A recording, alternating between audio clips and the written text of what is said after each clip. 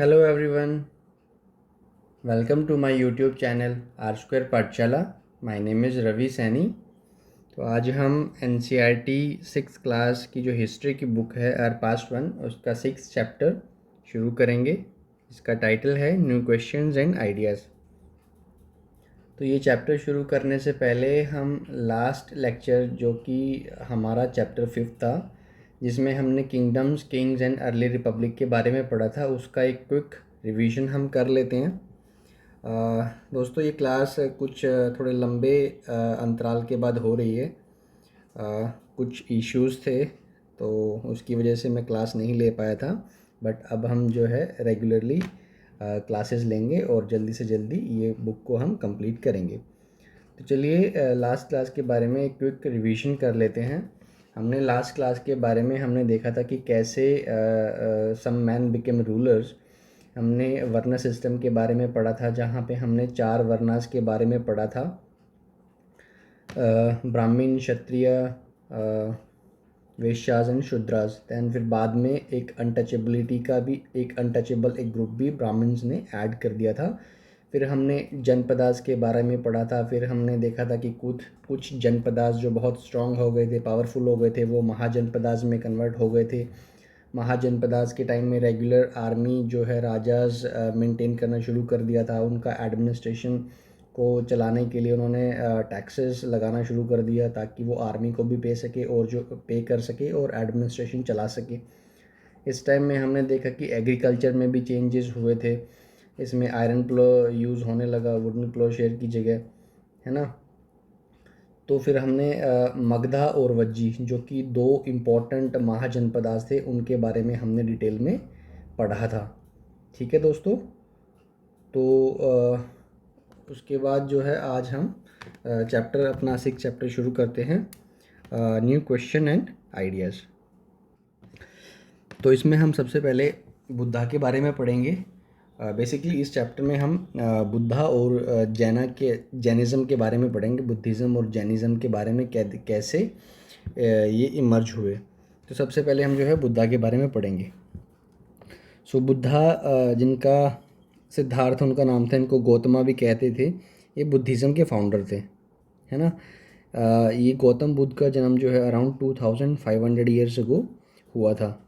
तो ये जो टाइम था अराउंड 2500 ईयर्स अगो, जैसे हमने प्रीवियस चैप्टर्स में भी पढ़ा है, इस टाइम में जो है लोगों की लाइफ के में एक रैपिड चेंज हो रहा था, है ना।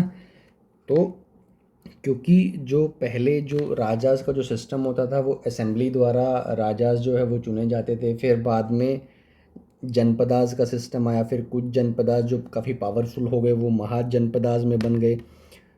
फिर जो कुछ महाजनपदास के जो किंग थे वो काफ़ी पावरफुल हो गए थे, है ना। तो बेसिकली ये जो पीरियड है, ये पीरियड में काफ़ी लोगों की लाइफ्स में काफ़ी चेंजेस जो है देखने को मिलता है। जैसे इस टाइम में जो है नई नई सिटीज़ भी डेवलप हो रही थी। सिटीज़ के साथ साथ जो गांव में लोग रह रहे थे उनकी लाइफ्स में भी काफ़ी चेंज हो रहा था। तो काफ़ी सारे थिंकर्स थे, वो सोसाइटी में ये जो चेंजेस हो रहे थे इन चेंजेस को समझना चाहते थे और वो जानना चाहते थे कि भाई लाइफ का ट्रू मीनिंग क्या है। ठीक है। तो जो बुद्धा थे हमारे गौतमा, वो एक स्मॉल गणा से बिलोंग करते थे, जिसको शाक्य गणा से वो बिलोंग करते थे, और गौतम बुद्ध एक क्षत्रिय थे। तो जब गौतम बुद्ध एक यंग मैन थे, तो उसने जो है अब ट्रू नॉलेज की सर्च में जो है अपने घर के जो ऐशो आराम था उसको छोड़ दिया उसने। वो काफ़ी साल तक भटका, है ना। उसने बाकी थिंकर्स के साथ मीटिंग की, उनसे डिस्कशन किया। सब किस लिए किया? क्योंकि वो सच्चाई जानना चाहता था, इन सर्च ऑफ नॉलेज, है ना। असली ज्ञान क्या है, जीवन की सच्चाई क्या है, ट्रुथ को वो जानना चाहता था। इसलिए उसने अपने घर के ऐशो आराम को छोड़ा और उसने बाकी थिंकर्स के साथ मीटिंग किया और उनके साथ डिस्कशंस किया। बट उसको जो है वो नॉलेज का नहीं उसको पता चला। फिर फाइनली उसने क्या किया, उसने अपना खुद का एक रास्ता ढूंढा ये सच्चाई जानने के लिए। उसने क्या किया, एक बोध गया में, जो कि बिहार में है, एक पीपल ट्री के नीचे बैठ के उसने मेडिटेट किया काफ़ी सालों तक। फिर बाद में एंड में उसको जो है एनलाइटनमेंट मिली, जहाँ पे वो एनलाइटेड हुए। एनलाइटनमेंट होने के बाद बुद्धा को, गौतमा को बुद्धा कहा जाता है और द वाइज वन। ठीक है। एनलाइटन होने के बाद बुद्धा ने जो सबसे पहले अपनी टीचिंग दी थी वो सारनाथ में दी थी, जो कि वाराणसी के पास है। फर्स्ट sermon बुद्धा ने सारनाथ में दिया था एनलाइटनमेंट के बाद। ठीक है। उसके बाद उसकी ने एनलाइटेड होने के बाद उसने अपनी जो लाइफ है वो ऐसे ही ट्रैवलिंग करते हुए, फुट पैरों पे चलते, एक स्थान से दूसरे स्थान जाके, लोगों को पढ़ा के, उनको टीचिंग देते हुए उसने अपनी लाइफ स्पेंड की, और फाइनली वो जो है कुशीनारा में जो है वो उनकी डेथ हो गई। ठीक है। तो बुद्धा ने क्या सिखाया? बुद्धा ने ये सिखाया था कि भाई जो लाइफ है, life is full of suffering and unhappiness.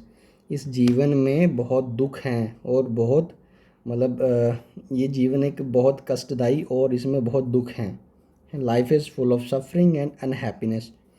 ये किस लिए है? क्योंकि हमारी जो स्ट्रॉन्ग डिज़ायर्स हैं या हमारी जो इच्छाएं हैं, वो इच्छाएं की वजह से हमारी ये जो लाइफ है इसमें बहुत दुख हैं और कष्टदायी है ये।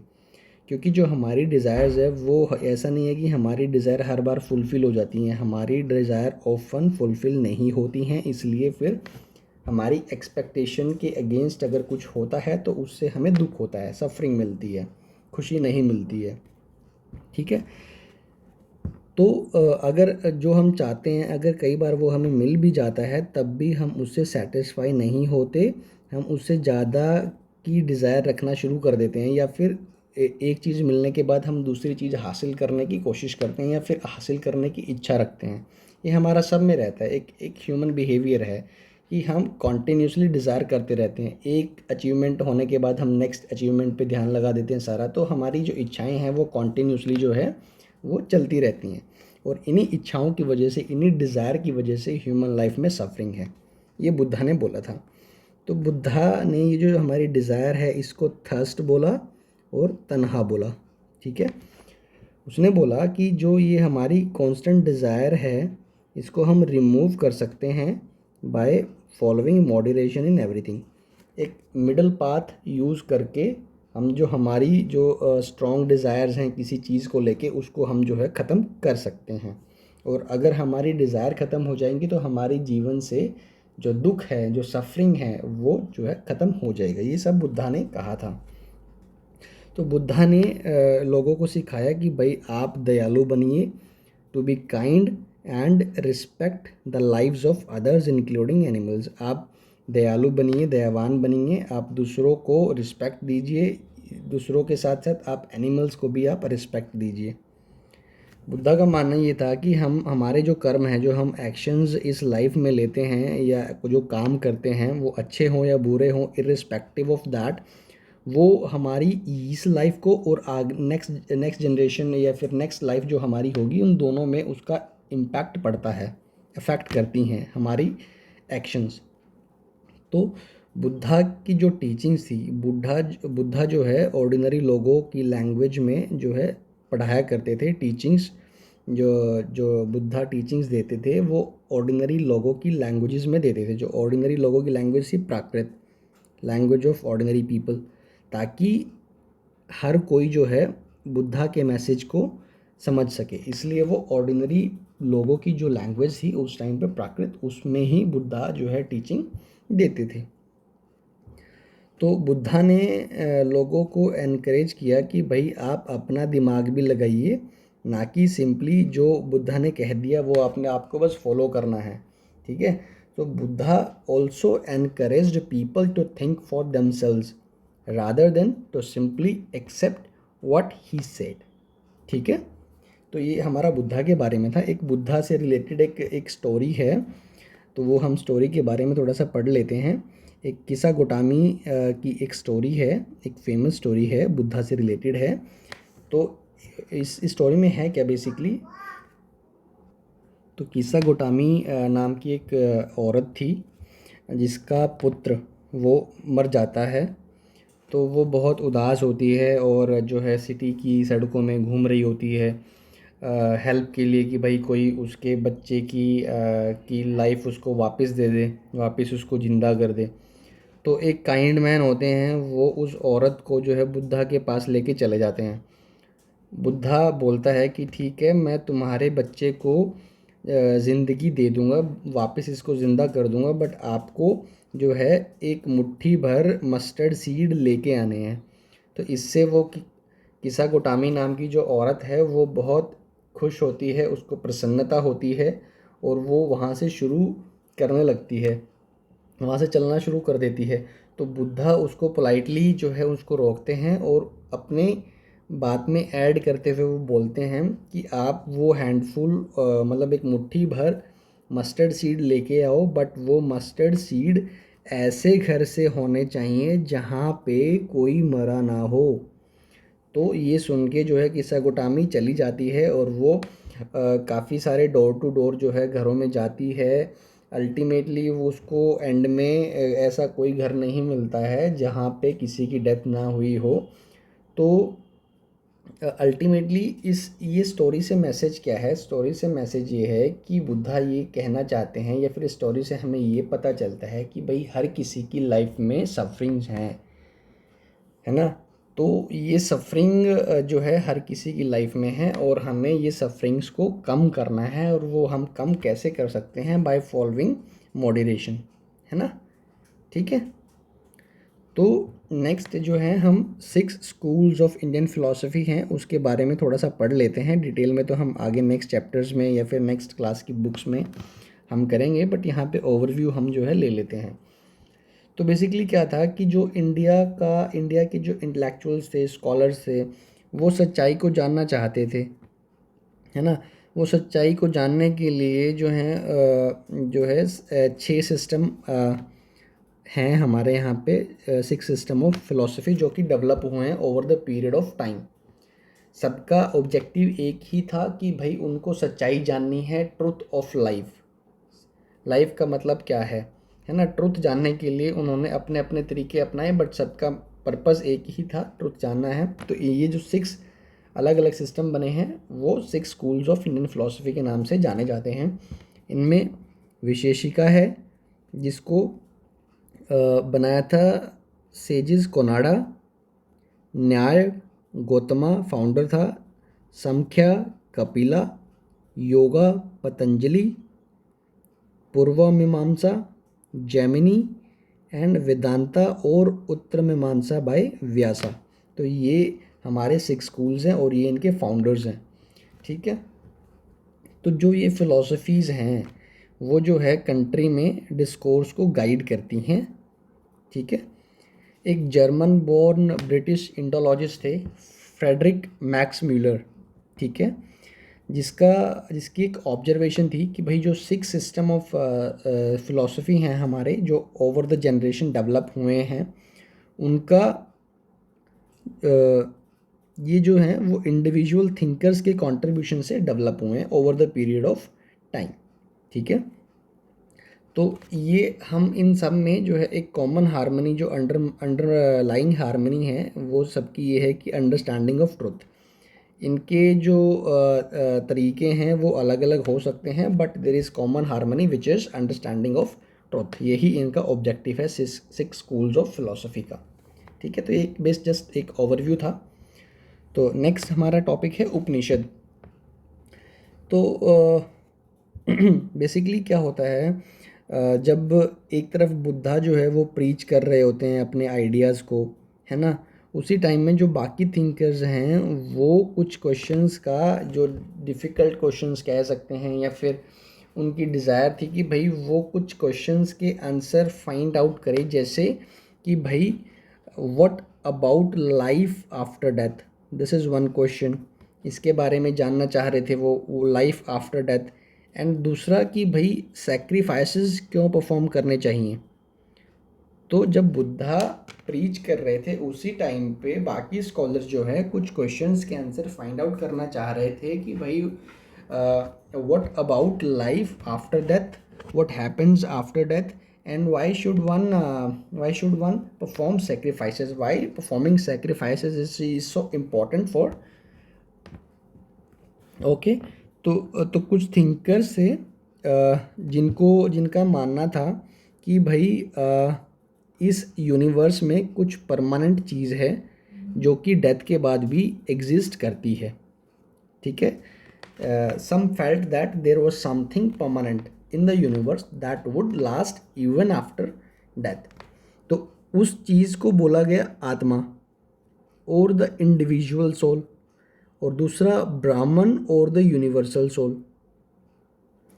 जो परमानेंट चीज़ है उसको बोला गया आत्मा एंड ब्राह्मण, मतलब आत्मा और द इंडिविजुअल सोल, ब्राह्मण और द यूनिवर्सल सोल, ये परमानेंट है ना. उनका मानना था कि अल्टीमेटली जो आत्मा और ब्राह्मण है वो दोनों एक ही हैं, एक इंडिविजुअल सोल है और एक यूनिवर्सल सोल है, दोनों परमानेंट हैं और दोनों एक ही हैं. तो ये जो आइडियाज़ हैं जैसे आत्मा और ब्राह्मण, universal soul, individual souls, these ideas were recorded in the Upanishad. Upanishad जो लेटर वैदिक पीरियड की जो बुक्स हैं उनको उपनिषद कहते हैं, उपनिषद हैं, ठीक है. ऐसी जो फिलॉसफी के बारे में है वो इनमें रिकॉर्डेड है, इनमें नोट डाउन की हुई हैं. ये लेटर वैदिक टेक्स्ट है बेसिकली उपनिषद. तो उपनिषद का जो लिटरल सेंस में मतलब है वो है अप्रोचिंग एंड सिटिंग नियर. और बेसिकली इन टेक्स्ट में क्या है, nothing but the conversation between the teachers and students. Students और टीचर्स के बीच का जो डायलॉग है, जो कॉन्वर्जेशंस हैं, वो इन टेक्स्ट में इनकॉर्पोरेटेड हैं, ठीक है. इसमें जो आइडियाज़ हैं वो डायलॉग की फॉर्म में, सिंपल डायलॉग की फॉर्म में प्रेजेंटेड हैं इन बुक्स में. जो उपनिषदिक थिंकर्स थे वो मोस्टली मेन थे, स्पेशली ब्राह्मण्स एंड राजाज. कभी कभी वुमेन थिंकर्स का भी मेंशन है, जैसे Gargi was one of the famous for her learning and participated in the debates held in the royal courts. वो उस अपनी जो लर्निंग के लिए, वो एक लर्निंग के लिए जानी जाती थी और वो रॉयल कोर्ट में जो असेंबलीज डिबेट होती थी उनमें पार्टिसिपेशन वो करती थी, ठीक है. जो गरीब लोग थे, जो पुअर पीपल थे, वो जो है इन डिस्कशन में रेयरली पार्टिसिपेट करते थे. बट एक एक्सेप्शंस हैं, एक फेमस एक्सेप्शन है सत्यकामा जबाला. सत्यकामा जबाला जो है उसकी मदर्स के नाम से उसका नाम पड़ा है. उसकी मदर का नाम था जबाली, जो कि एक स्लेव वुमेन थी, उसके नाम से उसका नाम है सत्यकामा जबाला. तो सत्यकामा जबाला जो थे उनकी एक डिज़ायर थी रियलिटी के बारे में जानने की, है ना. तो उसको जो है एक ब्राह्मण टीचर थे गौतमा, उसने उसको एक्सेप्ट किया एज ए स्टूडेंट.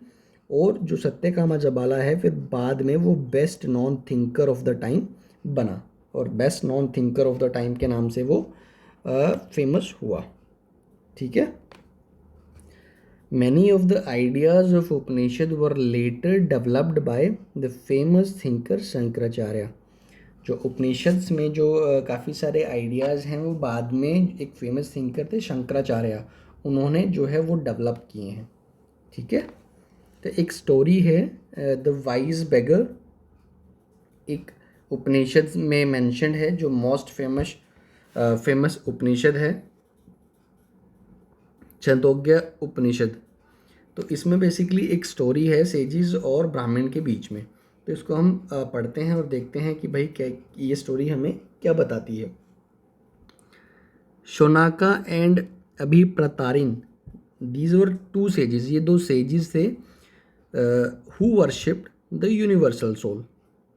सो एक दिन वो क्या है, वो बैठे खाना खाने के लिए और एक भिखारी, एक बेगर उनके पास आया और उनको बोला कि आप मुझे कुछ खाने को दीजिए. तो Shaunaka one of the sages said कि भाई हम आपके लिए हमारे पास कुछ नहीं है, हमारे पास पूरा ही भोजन है, एक्स्ट्रा हमारे पास कुछ नहीं है. तो बेगर बोलता कि आप इतने पढ़े लिखे हैं, आप किसको पूजते हैं, आप किसकी पूजा करते हैं. तो उनमें से जो अभिप्रतारिन दूसरे सेज थे उन्होंने बोला कि हम यूनिवर्सल सोल की पूजा करते हैं, उसको वर्शिप करते हैं. तो बेगर ने बोला अच्छा, तो इसका मतलब ये हुआ कि आप इसका मतलब ये हुआ कि आपको पता है कि जो यूनिवर्सल सोल्स है वो पूरे वर्ल्ड को खाना खिलाती है। तो सिजीस बोले यस यस, हमें पता है कि भाई जो यूनिवर्सल सोल है वो सारे वर्ल्ड को खाना खिलाती है या उसकी उसकी टेक केयर करती है, उसका ख्याल रखती है। तो उसका कहना ये था कि अगर यूनिवर्सल सोल पूरे वर्ल्ड को खाना खिलाती है, उसकी देख रेख करती है, तो वो मेरी भी देख रेख करेगी। और आप यूनिवर्सल सोल को वर्शिप करते हो बट मुझे आप खाना नहीं दे रहे, और मैं भी जो कि एक यूनिवर्सल सोल का ही पार्ट हूँ, इसी वर्ल्ड का पार्ट हूँ। तो सेजिस ने बोला यस यस यू, आप सच बोल रहे हो, ठीक है। तो सेजिस ने फिर बोला कि भाई अगर आप मुझे खाना नहीं दोगे तो आप एक्चुअली जो है यूनिवर्सल सोल को जो है खाना डिनाई कर रहे हो। तो सेजिस को ये समझ आ गया और उन्होंने जो है बैगर के साथ अपना खाना शुरू किया। मतलब कहने का मतलब ये है कि we all are part of this universal soul, and this universal soul is the one who takes care of the entire world.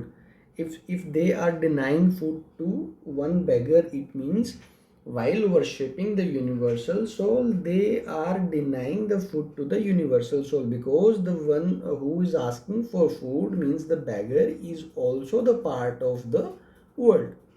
Okay. तो नेक्स्ट है पैनिनी। पैनिनी जो है एक ग्रामेरियन थे, एक फेमस ग्रामेरियन थे, एक मोस्ट फेमस स्कॉलर्स थे जिन्होंने संस्कृत की ग्रामर को प्रिपेयर किया था। ठीक है, उन्होंने जो है वॉवल्स और कॉन्सोनेंट्स जो है उनको एक स्पेशल ऑर्डर में अरेंज किया था, और फिर उनको यूज़ करके उन्होंने फार्मूलाज क्रिएट किए थे। जैसे अलजेब्रा में हमें फार्मूलाज देखने को मिलते हैं, ऐसे ही उन्होंने कॉन्सोनेंट और वॉवल्स को अरेंज करके जो है फार्मूलाज क्रिएट किए थे।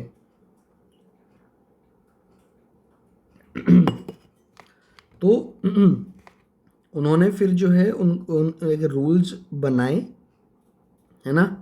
ही use this to write the rules of the language in short formula. तो वो जो स्पेशल ऑर्डर में उन्होंने अरेंज किया था वोवल्स एंड कॉन्सोनेंट को, उनको यूज़ करके रूल्स बनाए लैंग्वेज के शॉर्ट फार्मूला के फॉर्म में। तो नेक्स्ट जो है हम जैनिज़्म के बारे में पढ़ेंगे। जैनिज़्म बेसिकली जो जैना थे वो लास्ट और 24th तीर्थंकार थे जैनाज, वर्धमान महावीरा। ठीक है, ये बेसिकली जैनिज़्म के फाउंडर नहीं थे, बेसिकली इससे पहले 23 तीर्थंकार और थे, ये 24th तीर्थंकार थे वर्धमान महावीरा, और मोस्ट इम्पोर्टेंट जो तीर्थंकार थे ये। ठीक है, तो ये भी जो है अराउंड 2500 ईयर्स अगो ये पैदा हुए थे। ये भी एक क्षत्रिय प्रिंस थे लिच्छवीज के, वो शाक्य गाना से बिलोंग करते थे। बुद्धा वो भी क्षत्रिय थे, और ये भी क्षत्रिय हैं यहाँ पे वर्धमान महावीरा, जो कि लिच्छवीज से बिलोंग करते थे, जो कि वज्जी संघा का पार्ट था। वज्जी हमने लास्ट चैप्टर में पढ़ा था, एक महाजनपदास था वज्जी और मगधा। ठीक है, तो 30 साल की उम्र में वर्धमान महावीरा ने अपना घर छोड़ दिया और वो जंगलों में चले गए। वहाँ पे 12 साल उन्होंने हार्डवर्क किया और अकेले अपनी लाइफ गुजारी। 12 साल के बाद में उनको जो है एनलाइटनमेंट मिला, ही अटेन्ड एनलाइटनमेंट। तो वर्धमान महावीरा ने यहाँ पे सिंपल डॉक्ट्रिन जो है वो सिखाई है कि भाई man and women who wish to know the truth must leave their homes। एक सिंपल डॉक्ट्रिन ये थी कि भाई जिस किसी को भी अगर सच्चाई जाननी है, जीवन की सच्चाई जाननी है, ट्रुथ जानना है, तो सबसे पहला काम उसको अपना घर छोड़ना पड़ेगा।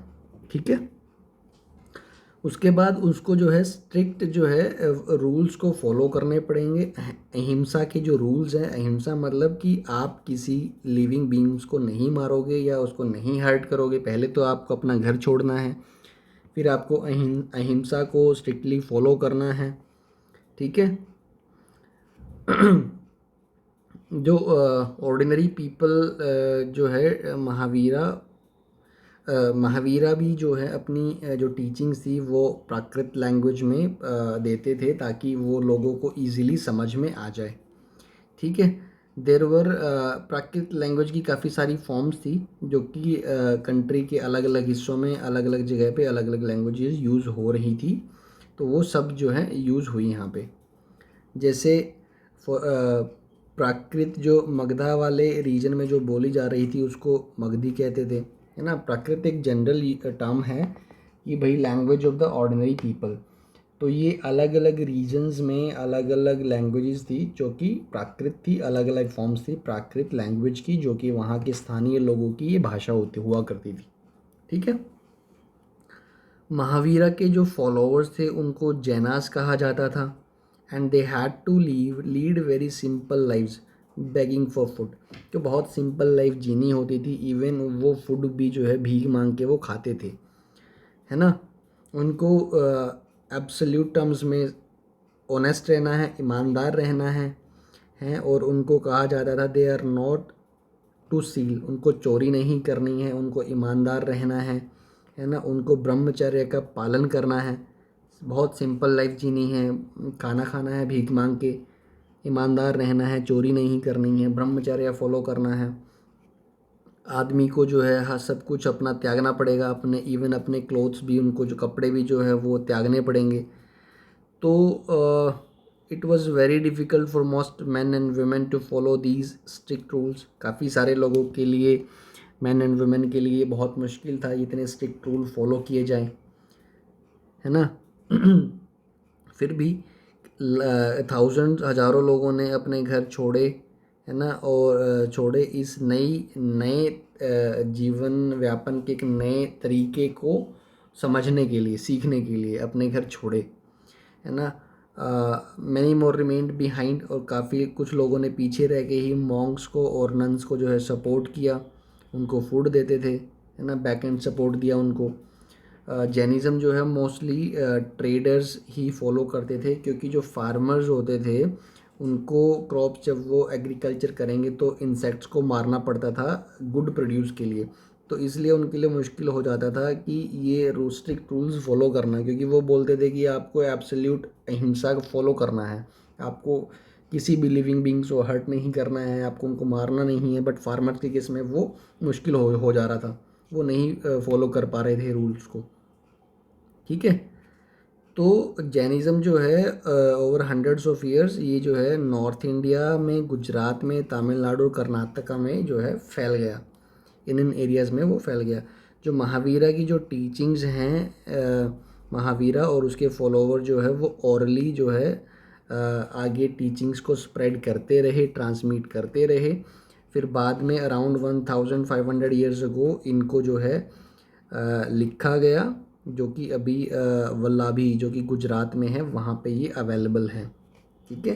इनिशियली वर्बल ओरली इनको ट्रांसमिट किया गया महावीरा की टीचिंग्स को, and they were written down after 1000, written down nearly 1500 years ago. Okay, this was about Jainism. Now will learn about Sangha. तो महावीरा और बुद्धा दोनों जो है, दोनों ने अपना घर छोड़ा सच्चाई को, ट्रू नॉलेज गेन करने के लिए दोनों ने अपने घर को छोड़ा। ठीक है। तो उन्होंने जो है संघा में लोगों को रहने के लिए अरेंजमेंट किया। संघा मतलब association of those who left their Holmes. जो लोग उनके उनके विचारों को पे फॉलो कर रहे थे, उनको लोगों को ऑर्गेनाइज करने के लिए उन्होंने एक एसोसिएशन जिसको संघा कहते हैं वो बनाई, ताकि लोग संघा में जो है वो रह सकें।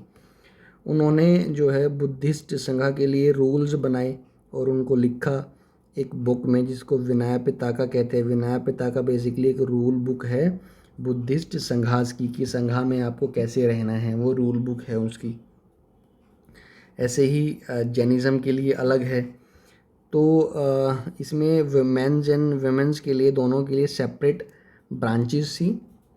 All man could join the संघा, सब हर कोई जो है संघा ज्वाइन कर सकता था, बट प्रोवाइडेड कुछ कंडीशंस थी कि जो बच्चे होते थे उनको अपने पेरेंट्स की परमिशन लेनी पड़ती थी, जो स्लेव्स होते थे उनको अपने मास्टर्स की परमिशन ले लेनी पड़ती थी, या फिर जो राजा के लिए काम करते थे उसको जो है अपने राजा की परमिशन लेनी पड़ती थी, या फिर जो कर्जदार थे उनको अपने जिनसे कर्जा लिया था उनकी परमिशन लेनी पड़ती थी। But everyone was free to join the संघास।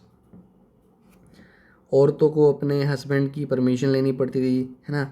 Man and women who join the sanghas led simple lives. जिन्होंने संघास ज्वाइन कर लिया उन्होंने बहुत सिंपल लाइफ जो है वो जीनी होती थी।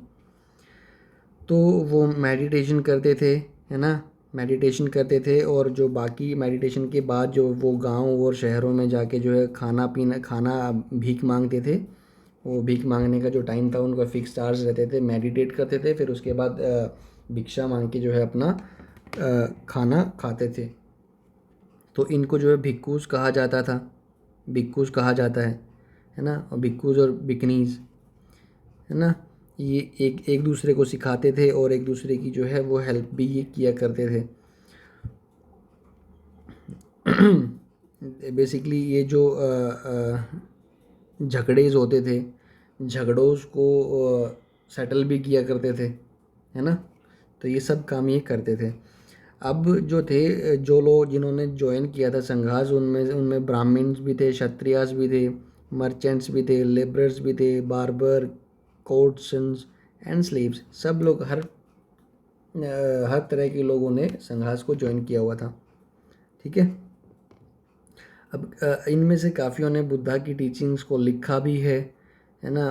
कुछ लोगों ने ब्यूटीफुल पोएम्स के रूप में इनको कंपोज किया है, जिससे वो संघा की लाइफ्स को डिस्क्राइब कर सकें, ठीक है। Sanghas basically association of those people who left their homes to follow the path of either Jainism और बुद्धिज्म, है ना। They had to live very simple life and they have to follow the rules of the sanghas, okay. Monasteries तो Jainism में और Buddhism में जो जैना और बुद्धिस्ट मॉन्क होते थे वो हमें पता है कि भाई वो लोगों को टीचिंग्स देते हुए एक जगह से दूसरी जगह पे मूव करते रहते थे, कॉन्टिन्यूसली मूव करते थे। बट क्या होता था कि बारिश के टाइम पे वो या फिर बारिश के सीज़न में वो उनको जो है एक जगह पे रहना पड़ता था, क्योंकि उनके लिए ट्रैवल करना बहुत मुश्किल हो जाता था बारिश के टाइम में।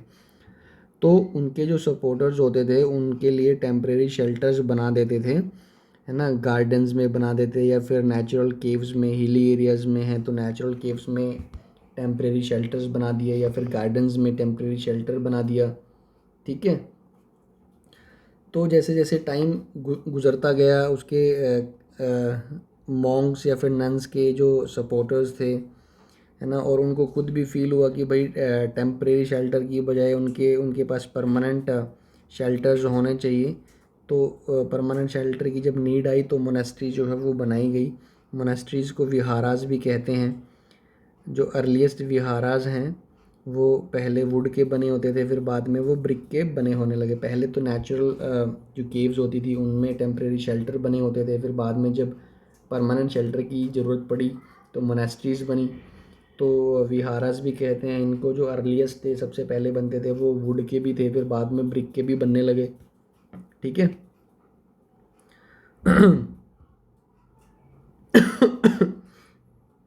तो वेस्टर्न एरिया में हमें काफ़ी सारे ये देखने को मिलते हैं। वेस्टर्न इंडिया में हमें काफ़ी सारे हिली एरियाज़ में ये केव्स देखने को मिलती हैं। अब जिन एरियाज़ पे या फिर जिस लैंड के ऊपर ये विहारा या फिर मोनेस्ट्रीज बनाई जाती थी वो जनरली एक जो रिच मर्चेंट या फिर लैंड ओनर या फिर किंग जो है डोनेट कर देता था उन मॉन्क्स को, और उस लैंड के ऊपर फिर जो है मोनेस्ट्री या फिर विहारा बनाया जाता था। तो जो लोकल लोग थे उन मोनेस्ट्रीज़ के आसपास के, वो उनको गिफ्ट लेके आते थे मॉन्क्स और नन्स के लिए, जिसमें कपड़े होते थे, खाना होता था या फिर मेडिसिन्स होती थी, ठीक है। बदले में उनको वो मॉन्क्स और नन उनको उनको टीचिंग प्रोवाइड कराते थे, उनको उनको टीच करते थे, ठीक है। तो ऐसे ऐसे जो है ओवर द सेंचुरी जो बुद्धिज़्म है वो सब कॉन्टिनेंट या फिर उसके बियॉन्ड काफ़ी जगह फैल गया। जैसे हमने देखा बुद्धिज़्म का ओरिजिन इंडिया में हुआ, बट वो श्रीलंका में फैल गया, श्रीलंका में फैल गया, साउथ ईस्ट एशिया में फैल गया, even east Asia, Japan, south Korea, China, काफ़ी जगह वो फैल गया। ठीक है। तो एक बुद्धिस्ट टेक्स्ट ये बोलता है कि भाई जैसे नदियों का पानी जो है समुद्र में जाके अपनी आइडेंटिटी खो देता है, ऐसे ही वरना या फिर जो हायरार्की है सोसाइटी की, वो संघा बुद्धा का जो संघा है, उन संघा में आने के बाद वो अपनी आइडेंटिटी भूल जाता है। मतलब सब लोग बराबर होते हैं, है ना। वैसे तो हमने देखा था इससे पहले ब्राह्मण्स जो वर्ना सिस्टम है, सोसाइटी डिवाइडेड थी वर्ना के अकॉर्डिंग। बट जैसे ही लोग जो है अलग अलग वर्ना से संघा ज्वाइन कर लेते हैं, बुद्धा के पाथ को पे फॉलो करते हैं, तो उनकी जो आइडेंटिटी होती है वो सारी आइडेंटिटी जो है मिल जाती है, वो उनकी कॉमन आइडेंटिटी बन जाती है ना।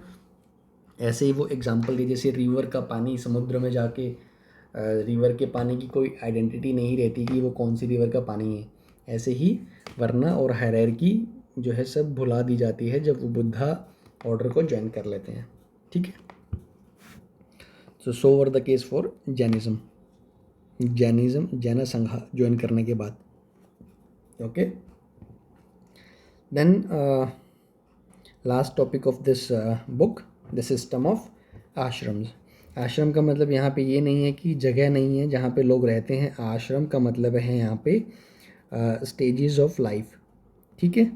तो जब जैनिज़्म और बुद्धिज़्म काफ़ी पॉपुलर हो रही थी, तो ब्राह्मण्स ने एक सिस्टम डेवलप किया, आश्रम्स का सिस्टम। तो वो आश्रम का सिस्टम बेसिकली, जैसे हमने देखा कि आश्रम एक जगह का नाम नहीं है जहाँ पे लोग रहते हैं और मेडिटेट करते हैं। आश्रम का मतलब है स्टेजेस ऑफ लाइफ। तो जनरली 4 आश्रम रिकग्नाइज किए गए थे ह्यूमन की लाइफ में: ब्रह्मचर्य, गृहस्था, वनप्रस्था एंड संन्यासा। ठीक है।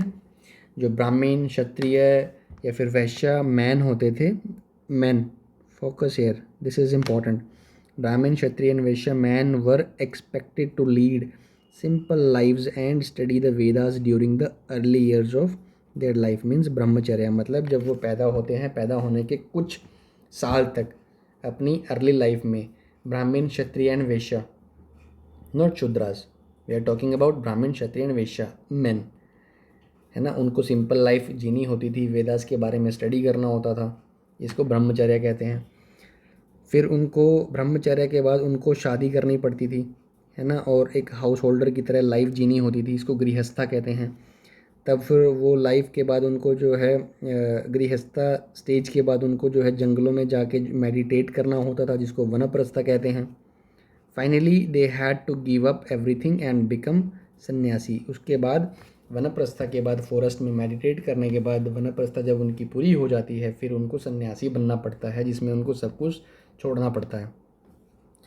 तो जो ये सिस्टम ऑफ आश्रम था, ये सिर्फ मैन ही इसको फॉलो कर सकते थे। ठीक है।